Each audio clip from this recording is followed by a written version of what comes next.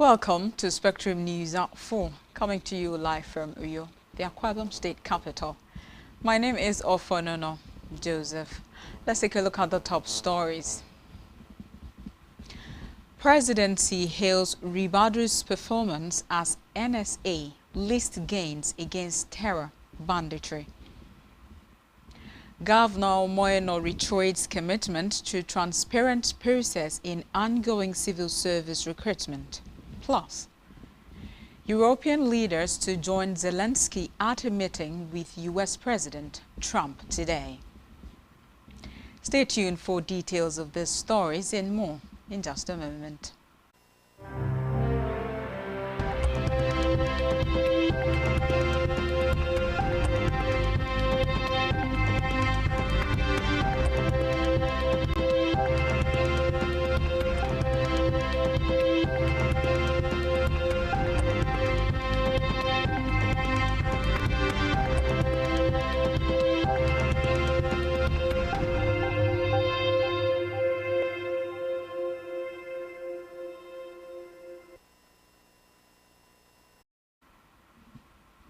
A beautiful afternoon to you. Thank you so much for joining us on the news.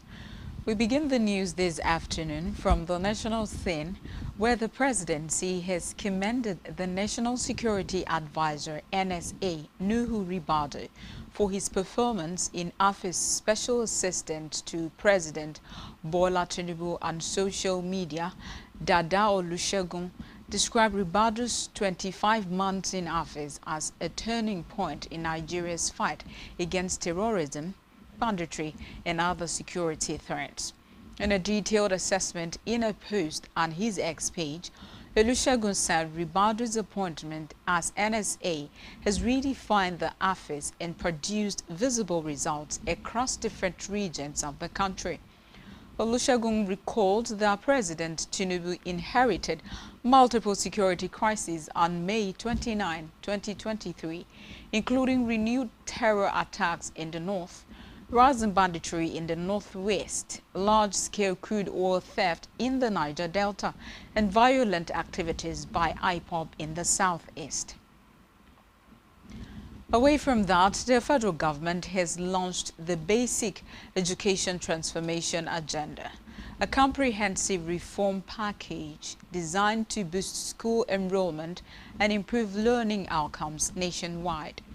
Unveiling the initiative in Abuja, the Minister of Education, Dr. Tunji Alaosa, said BETA introduces conditional cash transfers to mothers to encourage consistent school attendance.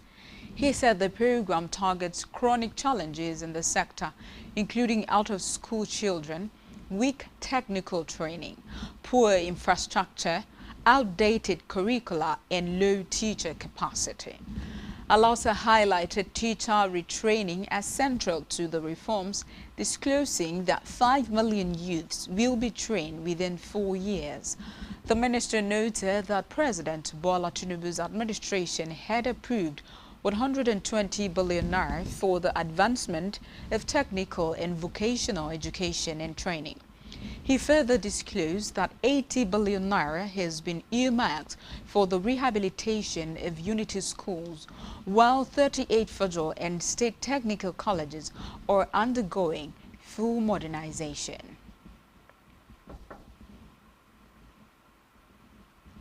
In the meantime, the federal government, through the Nigerians in Diaspora Commission, NIDCOM, has urged Nigerians abroad to bring investment back home, noting that diaspora remittances play a key role in the country's economic prosperity. The Chief Executive Officer of NIDCOM, Abike Dabiri Erewa, made the call during the Ota Investment Summit and Trade Fair in Ogun State. Represented by the head of NIDCOM's Lagos office, Digbo Odebowale, Dabiri Erewa emphasized that the true power lies in diaspora investment, knowledge transfer, innovation, and entrepreneurship. The NIDCOM CEO added that the Nigerian diaspora is not just a community abroad, but an economic force. In another development, Senate President Godswill Akpabio has returned to Nigeria after what his media office described as a short vacation in London. This is even as Akpabio promised Nigerians robust legislative engagement when the Senate resumes from recess. Akpabio, who arrived at the Nnamdi Azikiwe International Airport, Abuja, earlier today, was received at the presidential wing by senators, aides, and supporters. The Senate President's return comes after rumors circulated on social media that he was critically ill and hospitalized in London. However, speaking with journalists on his return to the country at the airport, Akpabio dismissed the reports, describing them as the imagination of the purveyors.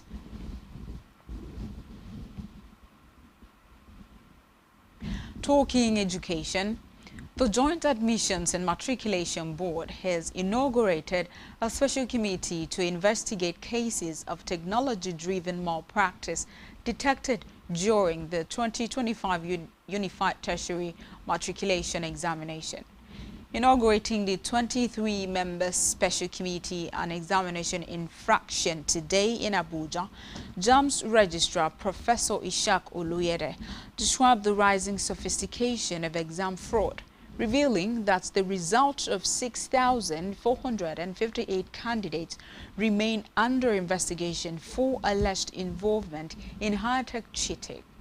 According to him, malpractice has evolved beyond traditional schemes into technologically sophisticated forms, including multiple cases of biometric and identity fraud by some accredited CBT centers and candidates. Oloyeda stressed that the need for urgent action to protect the credibility of examinations has to take place.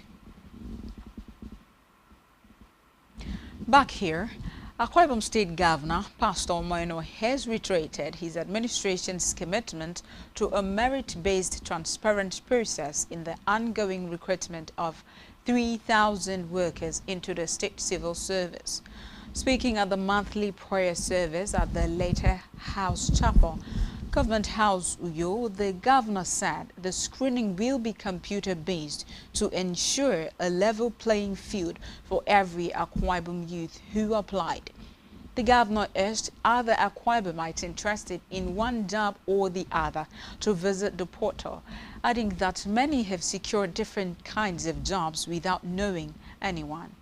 Recollecting the two-day intensive project inspection across the state, the governor expressed delight at the pace of work and the large number of youths engaged at the different sites. Governor Ino also said the third phase of the food distribution for the vulnerable will begin on August 20, 2025, and that the Ministry of Humanitarian Affairs will post dates for the different local government areas. He called on stakeholders to get involved in the coordination at their respective areas and urged youths to desist from fomenting trouble during the process, as only vulnerable citizens with food vouchers are expected at the distribution centers. Still in Akwa Ibom State Governor Pastor Omoyeno has called on well-placed individuals to contribute their quota to educational development through supporting the growth of their alma mater. Speaking at the special quarterly meeting of Victory High School Old Students Association 1981 set held at the school's hall in Ikeja, Lagos, Governor Eno said the social attainment of individuals are credited to the positive nurturing by their alma mater and must be duly referenced by them. He emphasized the need for qualitative education, stressing that under his leadership, Akwa Ibom State was building model primary schools across the state as well as model secondary schools in the 3 senatorial districts to ensure the impartation and qualitative delivery of comprehensive and sound education to Akwa Ibom children. The governor said his decision to physically attend the meeting, which was held within the school premises, was intentionally not only to reunite with old schoolmates, but also to have a feel of the environment which played a crucial role in shaping and molding him to what he is today. Governor appreciated the leadership of the association for keeping the flag of the school flying, and also appreciated God for blessing the set with different classes of people, including a senior advocate of Nigeria, SAN, captains of industry, and other well-placed individuals. He appreciated members of the association for the award of Grand Patron and him, their support during the governorship election and the funeral of his wife, the late Pastor Patience Enna, and assured them of his continual support and commitment to the activities of the group. In his speech, the president of the association, Pastor J.K. Abiodun, said the meeting was basically to deliberate on how to move the association forward and to also confer on the pride of their set, Pastor Omoeno, the position of Grand Patron of the group. In the meantime, concerned indigents of Ikorobasi local government area under the aegis of Mbogi Korobasi have decried what they describe as the illegal and obnoxious operations of Sterling Petrochemical and Fertilizer Limited and its affiliated companies. The group made its position known during a press conference held in Uyo, Akwa Ibom State Capital. Our correspondent, Esther Otoyo, has the details.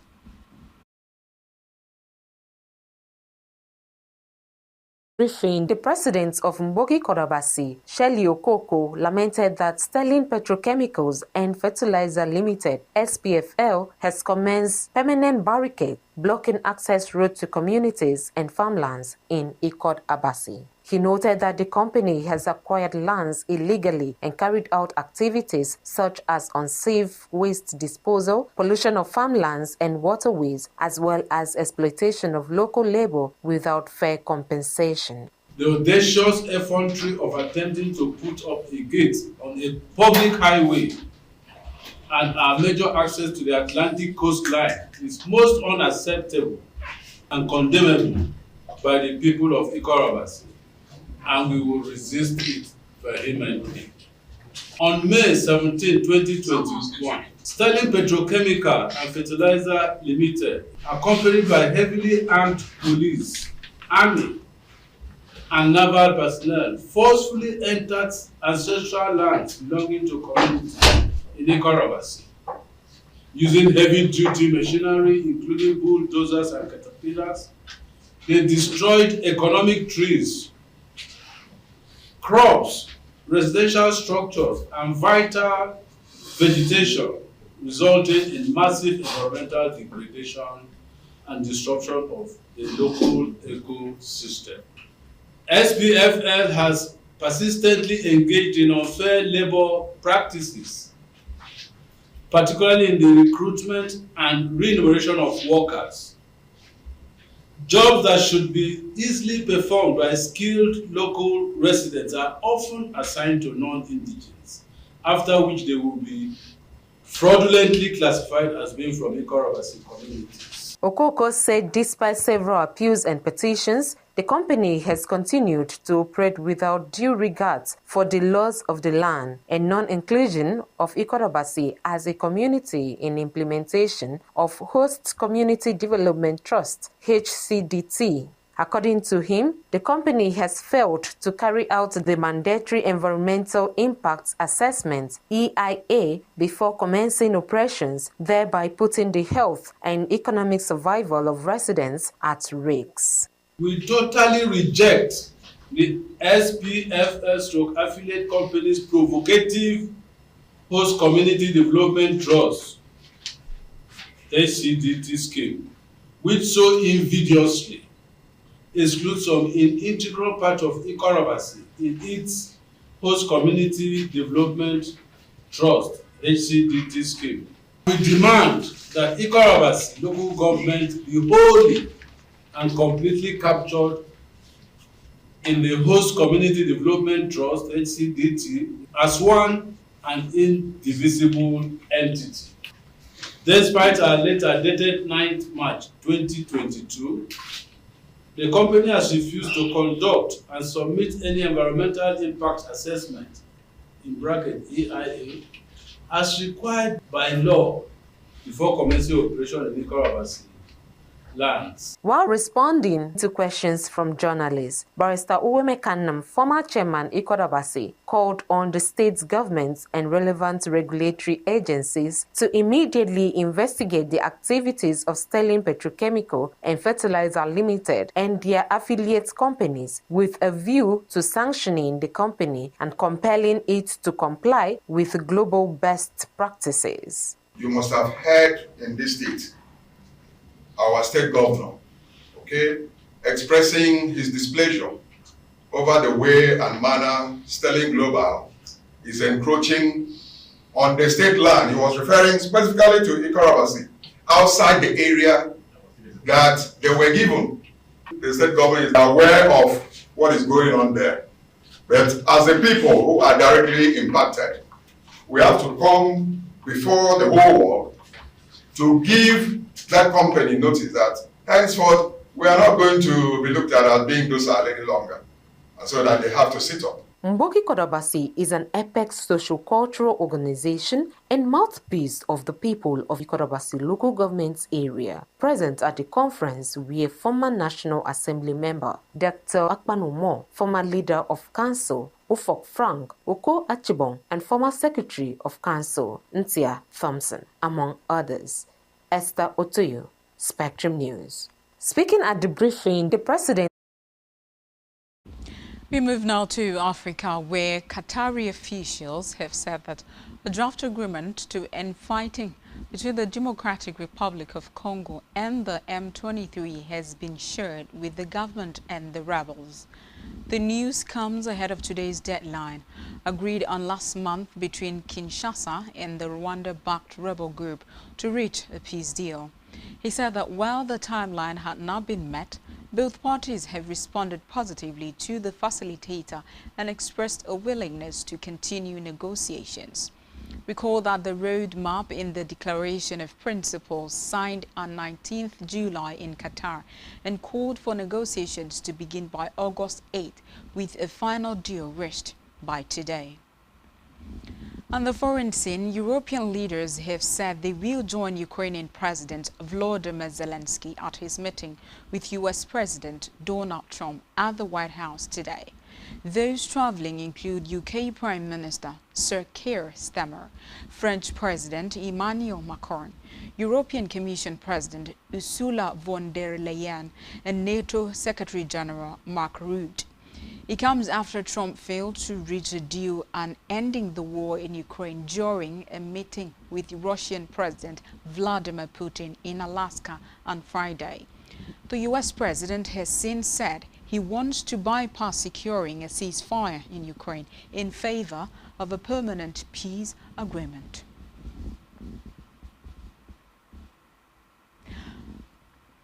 Still on the foreign scene, Donald Trump says Volodymyr Zelensky can end Russia's war if he wants to, but rules out Ukraine joining NATO as part of a peace deal.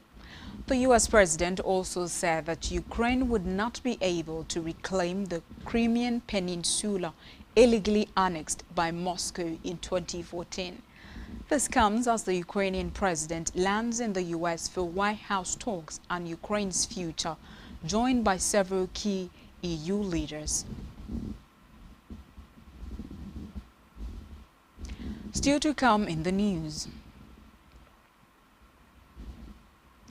FIFA boss Infantino condemns racial abuse in German Cup games.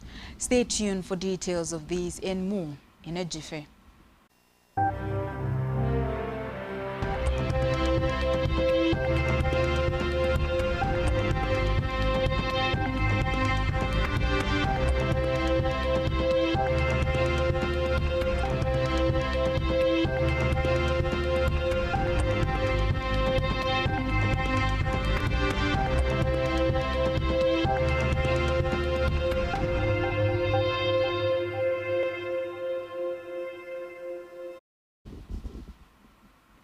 Many thanks. Thank you for sticking around.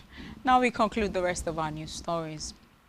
On our business news, the Organization of Petroleum Exporting Countries, OPEC, has revealed that Nigeria's average daily crude production rose to 1.5 million barrels per day in July, noting that this is a 7,000 barrel per day increase above the quota approved for Nigeria.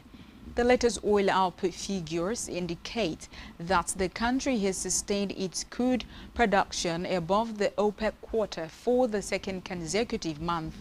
According to the OPEC monthly oil market report for July, crude output marginally by 2,000 barrels per day from 1.505 million barrels per day in June to 1.507 million barrels per day in the following month.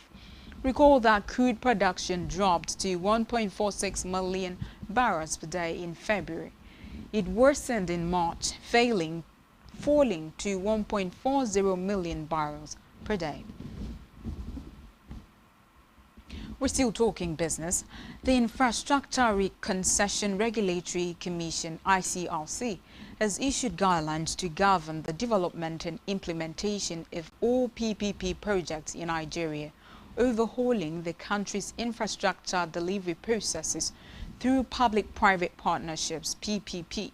The Commission formally unveiled the new framework under the statutory powers conferred on it by the ICRC Act 2005 and in compliance with the presidential directive during a high-level stakeholders engagement with representatives from all ministries, departments and agencies of the federal government directly involved in PPS.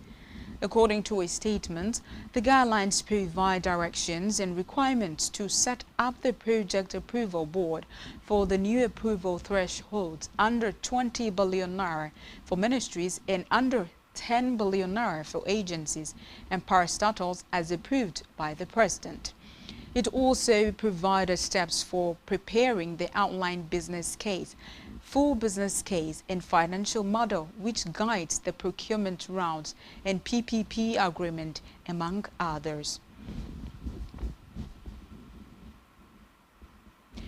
We move over to health. The National Emergency Management Agency, NEMA, has confirmed that 21 communities across 5 wards of the Potiskum local government area were affected by the heavy rainfall that led to flooding in Yobe State. Giving an update on the flood response in Potiskum, NEMA said there was a joint swift intervention with the Yobe State Emergency Management Agency and other humanitarian partners. The agency added that the joint response team remains on ground, conducting detailed assessment of the situation. NEMA noted that the households were displaced from Bayan, Garajin, Danjuma, 56 households, Afghanistan, 21 households, and Ungua, Wanzamdan, Fulani, 25 households. To sports news now, where FIFA President Gianni Infantino has condemned the alleged racial abuse which occurred during 2 German Cup fixtures on the weekend as unacceptable in a statement issued today. Recall that on Sunday, a match between home side Lokomotiv Leipzig and Schalke was halted after winger Christopher Antwi Adjei said he was racially abused by home spectators. Reports say an announcement on the stadium PA was made condemning racist abuse. After the match resumed, the winger was booed repeatedly by the home support, and Lokomotiv issued an apology later on Sunday. Still in sports, Italian champions Napoli said Romelu Lukaku will miss Napoli's opening fixture of their Serie A title defense after suffering a thigh injury which could keep the Belgium striker out for months. Napoli, who traveled to promote Sassuolo on Saturday, said in a statement that Lukaku had suffered a serious tear in his left thigh during Thursday's pre-season friendly with Olympiacos. No indication over how long Lukaku will be sidelined was given by Napoli, but Italian media reported that he could be out of action until November. On our entertainment news, Nigerian nightlife entrepreneur Pascal Okechukwu, popularly known as Cubana Chief Priest, has once again denied allegations that he fathered a child with Kenyan woman Helen Ati. During a conversation with content creator Pele, the celebrity barman challenged Helen to bring the child to Nigeria if she is convinced he is the father, rather than resorting to public drama and accusations. Dismissed Helen's claims, stating that having his child would be more valuable than possessing diamonds. He dared Helen to bring the child to Nigeria for a DNA test, emphasizing that fatherhood is a serious matter and should not be used for online clout or revenge.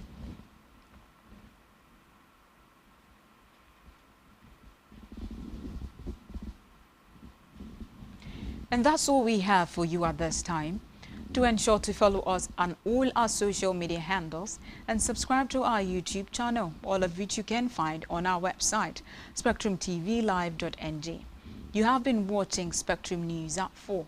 I am Ofonono Joseph. Thank you so much for watching. Enjoy the rest of your Monday.